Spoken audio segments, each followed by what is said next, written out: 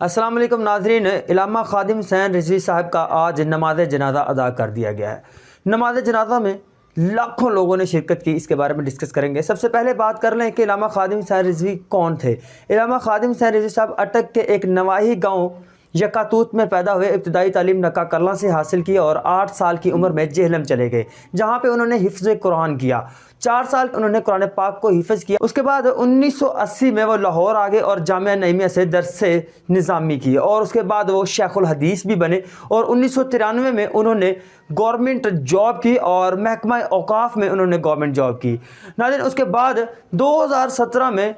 علامہ خادم حسین رضوی صاحب تحریک لبیک پاکستان کی بنیاد رکھتے ہیں۔ ناظرین،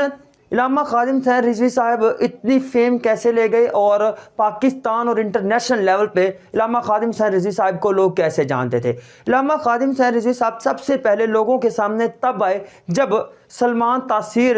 گستاخی رسول کرتا ہے اور نبی پاک صلی اللہ علیہ وسلم کی گستاخی میں کچھ الفاظ نکالتا ہے، اور ان کے اپنے گن مین غازی ممتاز قادری ان کو واصل جہنم کر دیتے ہیں۔ ناظرین، اس کے بعد غازی ممتاز قادری کے لیے ایک آواز بن کے ابھرتے ہیں علامہ خادم حسین رضوی صاحب، اور وہ ایک ایسی آواز ہوتی ہے جو پورے کے پورے پاکستان کو اور تمام جماعتوں کو، تمام مکتب فکر سے تعلق رکھنے والی جماعتوں کو ایک پیج پہ اکٹھا کرتے ہیں۔ ناظرین، اس کے بعد 2017 میں نون لیگ کی حکومت میں ایک خاتم النبیین کے ایک قانون کو ترمیم کی جاتی ہے، اور اس کے بعد علامہ خادم حسین رضوی صاحب وہ پہلے فرد ہوتے ہیں جو اس قانون کی خلاف اور اس مخالفت میں کھڑے ہوتے ہیں اور پورے کے پورے پاکستان کو ایک پیج پہ لے آتے ہیں، اور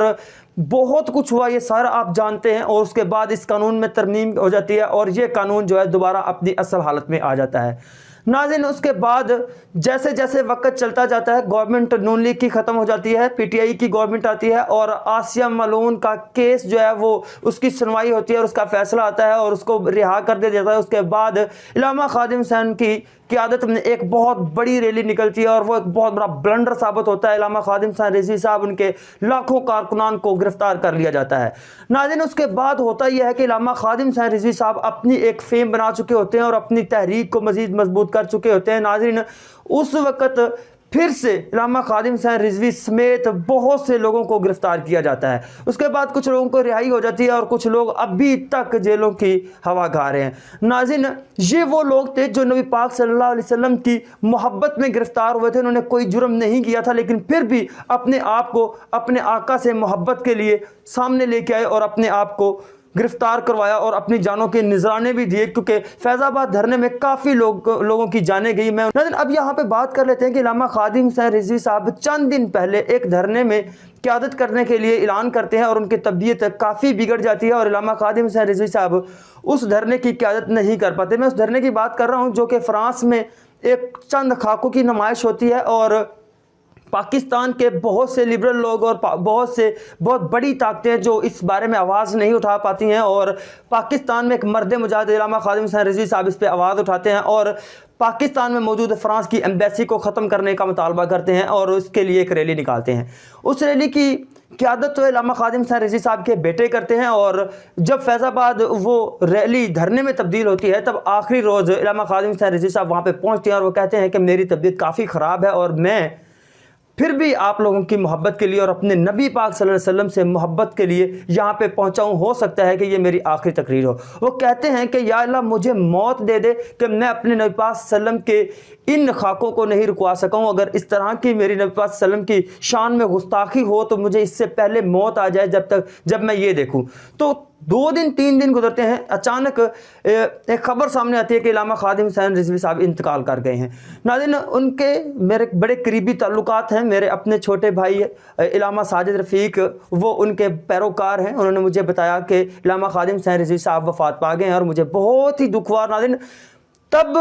یہ تصدیق ہو جاتی ہے کہ علامہ خادم حسین رضوی صاحب وفات پا گئے۔ پھر ایک خونی لبرل طبقہ 1% جو پاکستان میں موجود ہے، ناظرین یہ 1% وہ طبقہ ہے جو کہ ہر وقت پاکستان کے اداروں میں تصادم کے لیے تیار رہتا ہے اور پاکستان کے عوام کو آپس میں اور یا اپوزیشن کو حکومت کے ساتھ یا حکومت کو اپوزیشن کے ساتھ لڑوانے کی کوشش کرتا رہتا ہے۔ انہوں نے ایک سوچا چھوڑا، اس میں انہوں نے کہا کہ علامہ خادم حسین رضوی صاحب کو قتل کیا گیا ہے، کیونکہ علامہ خادم حسین رضوی صاحب نے اپنے آخری بیان میں ایک لائن بولی تھی۔ انہوں نے کہا تھا کہ میں بتاؤں گا کہ یہ دھرنا میں نے کس کے کہنے پہ کیا. مجھے میرا ایمان کہتا ہے اور بہت سے لوگوں کا ایمان یہ کہتا ہے کہ علامہ خادم حسین رضوی صاحب یہی کہنے والے تھے کہ ان کو دھرنا کرنے کے لیے نبی پاک صلی اللہ علیہ وسلم کی محبت ہی ایک آخری اور پہلا ایک وسیلہ تھی, کیونکہ نبی پاک صلی اللہ علیہ وسلم کی محبت اور نبی پاک صلی اللہ علیہ وسلم کی جو ایک عشق تھا ان کے اندر کوٹ کوٹ کر بھرا ہوا تھا, اور وہ اس عشق کو لے کر اس ساری چیزوں کی سربراہی کر رہے تھے. ناظرین, ان کی وفات کے بعد ایک یہ خونی لبرل طبقہ جو ہے یہ بہت بڑا بلنڈر کریٹ کرنے کی کوشش کر رہا ہے, اور میں اپنے تمام کے تمام اداروں اور اپنے سیکیورٹی فورسز اداروں اور اپنے عوام جو تحریک لبیک پاکستان اور علامہ خادم حسین رضوی صاحب کے چاہنے والے ہیں ان سے ایک بات کرنا چاہوں گا, ان سے ایک ریکویسٹ کرنا چاہوں گا کہ اس طرح کی باتوں پہ کان نہیں دھریے گا, کیونکہ ہمارے باوثوق ذرائع یہ بتاتے ہیں کہ علامہ خادم حسین رضوی صاحب کافی دنوں سے علیل تھے اور ان کو کافی تیز بخار تھا, جن کی وجہ سے ان کو وہ جو ہے اپنے خالق حقیقی سے جا ملے ہیں. ناظرین, اب بات کر لیتے ہیں کہ علامہ خادم حسین رضوی صاحب کے جنازے میں کتنے لوگوں نے شرکت کی. ناظرین, میں صبح 5 بجے وہاں پہ پہنچا ہوں, اور صبح 5 بجے جو مناظر تھے وہ آپ اپنی سکرین پہ دیکھ رہے ہیں. اس کے بعد 6 بجے کے مناظر بھی اپنی سکرین پہ دیکھ رہے ہیں, اور 7 بجے 8 بجے 9 بجے میں نے ہر گاہے بگاہے اس سکرین کو کیپچر کیا اور آپ کے لیے یہ پیکج تیار کیا. ناظرین, 9:10 پہ انتظامیہ کی طرف سے اعلان ہو جاتا ہے کہ دی گریٹر اقبال پارک فل ہو گئی ہے, اور اس کے بعد جو مین روڈ ہے اور وہ بھی فل ہو جاتا ہے, اور جو فلائی اوور اور جو گول چکر ہے وہ بھی فل ہو جاتا ہے. اس کے بعد انتظامیہ کی طرف سے شاہی قلعہ اور بادشاہی مسجد کو کھول دیا جاتا ہے, وہ بھی فل ہو جاتے ہیں. اس کے بعد جو یہ مین فیروز پور روڈ ہے اس کے اوپر صفیں لگ جاتی ہیں, اور یہ بھی داتا دربار ادھر سے چوک یتیم خانہ سے یہ سارے روڈ جو ہیں یہ بالکل فل ہو جاتے ہیں, اور ایک محتاط اندازے کے مطابق 10 سے 15 لاکھ لوگ 1.2 ملین لوگ اس جنازے میں شریک تھے. ناظرین, یہ پاکستان کی تاریخ کا سب سے بڑا جنازہ ثابت ہوا ہے, اور اس سے پہلے غازی علم الدین شہید کے بارے میں یہ کہا جاتا ہے کہ وہ 6 لاکھ لوگ اکٹھا کرنے میں کامیاب ہوئے تھے, کیونکہ 6 لاکھ لوگ اس دور میں بہت بڑے ایک ہجوم تھا. اور اس کے بعد غازی ممتاز قادری جو ہے ان کے بہت بڑا ایک جنازہ ہوا تھا, اور یہ پاکستان کی تاریخ کا تیسرا بہت بڑا جنازہ ہے جو کہ اب تک پاکستان کی تاریخ میں سب سے بڑا جنازہ ثابت ہوا ہے. اسی کے ساتھ ہی اپنے ہوسٹ شاہد خان کو اجازت دیجیے. اگر آپ نے ہمارا چینل سبسکرائب نہیں کیا تو چینل کو سبسکرائب کر لیں, بیل آئیکن پہ بھی کلک کر لیں تاکہ آنے والی تمام ویڈیوز آپ کو وقت پر ملتے رہیں. السلام علیکم.